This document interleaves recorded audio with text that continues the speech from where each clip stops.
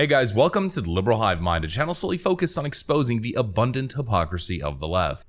Bernie Sanders. He's got a real stellar reputation, across the globe. He's a very famous individual. He's very liked in his home state of Vermont. He created this new wave of socialist revolutionary lefties in the 2016 election, or I guess rather in 2015 during the primaries. And I have to admit, I was one of those kids that was caught up. I was 22 years old at the time. That was 2015, 7 years ago. I'm 29 now. My politics was a lot more left-wing at the time. But as I get older, and as I understand markets, as I understand the economy, as I understand policy and big government more and more, I'm starting to come to the conclusion that Bernie Sanders is the worst. Bernie Sanders is an 80-year-old man whose politics has never evolved since the age of 18. Everything he says sounds great on the surface, but when you really delve down into it, the policies that he proposes make absolutely no sense. And frankly, I'm going to go as far to say as this man is economically illiterate. But I guess that's what happens when you spend 50 years in government and never actually held a real job your entire life. And Bernie Sanders recently has been making his rounds in the media for the same reason he always does, complaining that big government trillion-dollar bills are not being passed and just how devastating it is and just how bad of a person Joe Manchin is. Well, we know for a fact, and we've covered, that Joe Manchin is basically the only thing standing in front of the economic devastation that is Bidenomics and Bernie Sanders' AOC-backed plans. Let's delve into this, folks, the internal fight that continues in the Democrat Party. We got some stuff to get into, so let's roll the tape. All right, friends, so take a look at this. Bernie Sanders unloads after Manchin sinks Dems' latest spending bill, intentionally sabotaging the president's agenda. Leftist Senator Bernie Sanders lashed out at moderate Senator Joe Manchin on Sunday after Manchin scuttled the Democrats' latest spending package. Appearing as a guest on ABC's This Week on Sunday, Sanders claimed that the U.S. is moving rapidly into an oligarchic form of society. He went on to blast Manchin for allegedly sabotaging President Joe Biden's domestic agenda and accused him of being beholden to the ultra-rich instead of working-class people in West Virginia. I want to turn to Congress and the agenda there. Senator Joe Manchin,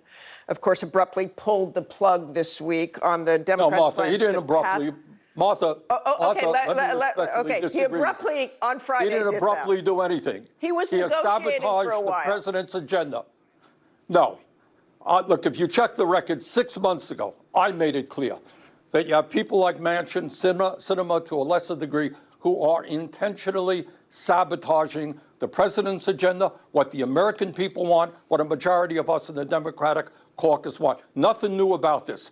And the problem was that we continue to talk to Manchin like he was serious. He was not. This is a guy who is a major recipient of fossil fuel money, a guy who has received campaign contributions from 25 Republican billionaires. Do you think this guy is serious? Senator, Blah, blah, blah, blah, blah. The same talking points over and over from this guy. Senator Manchin is just a corrupt politician who's bought and paid for by corrupt lobbyist groups and the oil executives and Republican donors. But what Senator Manchin is really doing is stopping more social spending and tax increases during one of the more volatile economic times in modern history. Joe Manchin pulled the plug on Biden's tax increases. What happens next? Conservative Democrat Joe Manchin may have effectively sealed the fate of President Biden's tax agenda when he said that he now opposes any tax increases, social spending, or climate change initiatives. Manchin may have doomed these tax changes not only for now, but for at least another 3 years. So what Joe Manchin is doing during one of the worst inflationary times, and also possibly heading into a recession, is stopping more irresponsible government spending and an increase in taxes on corporations specifically during a time where we're expecting GDP to start shrinking and quarterly earnings reports from American corporations to start tanking. That to me sounds logical. But from Bernie Sanders' perspective, anybody who's successful in any major corporation that's bringing in big profits should be taxed into oblivion because apparently that's good for society, even though it has devastating economic consequences, which are clear and easy to understand for anybody with a basic understanding of how hard it is to operate a business when you have more taxes to pay and more regulation and red tape to deal with. This guy is completely out of his mind and he just says the same crap over and over again. The overwhelming majority of the American people support our initiatives. No, man, literally no one. Most people support Joe Manchin. Joe Manchin has one of the highest approval ratings out of any Democrat in the Senate. People praise Joe Manchin for stopping your reckless spending, the $3.5 trillion spending bill that you thought didn't go far enough, and the majority of the American people blame Joe Biden and Democrat spending for the current economic woes that we are experiencing. Most Americans right now don't want more spending. Most Americans right now don't want to deal with higher taxes. Inflation and gas prices are already big enough of a tax increase. The last thing people are willing to support right now is more pork government spending filled with a bunch of nonsense that doesn't actually affect your life and a bigger tax bill. Not to mention, what do you think happens when you increase taxes on corporations? Inflation is already above 10%. We know the latest CPI read was 9.1%, but that's for sure an underestimate. Inflation is probably anywhere from 10 to 15%, maybe even higher. Real inflation, especially for regular Americans who aren't buying all kinds of luxury goods and are just able to afford the basic necessities. People who need to drive a lot, people who need to air condition or heat their homes, and people who need to do groceries to feed their families. When you just focus on the main staples that people need to afford, inflation is much higher than 9.1%. But Bernie Sanders in this environment wants more government spending, more money printing and adding to the money supply, and taxing corporations, which is going to make the products that they develop more expensive for American consumers. In other words, during the highest inflationary times in modern history and possibly in American history, depending on how you look at it or depending on how you calculate it, Bernie Sanders wants to fuel more inflation. This guy is a nutcase. I mean, he's an actual nutcase. This is what I mean by Bernie Sanders is economically illiterate. He fundamentally just doesn't understand the way the economy works, and all of his policies and talking points boil down to the same rhetoric that you hear from 21-year-old naive college students who have never had a real job in their life. Oh, rich people real bad. Oh, capitalism real evil,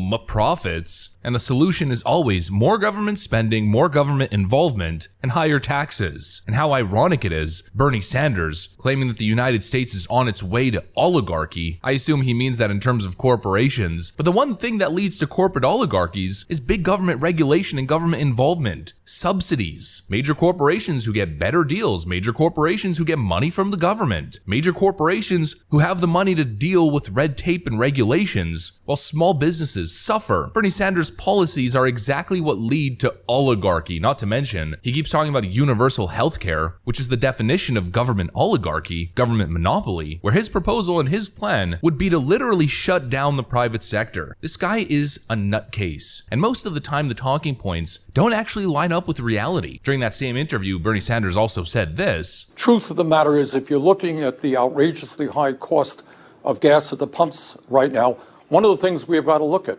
is the fact that while Americans are now paying $4.50, $4.80 for a gallon of gas, the oil company profits in the last quarter have been extraordinarily high.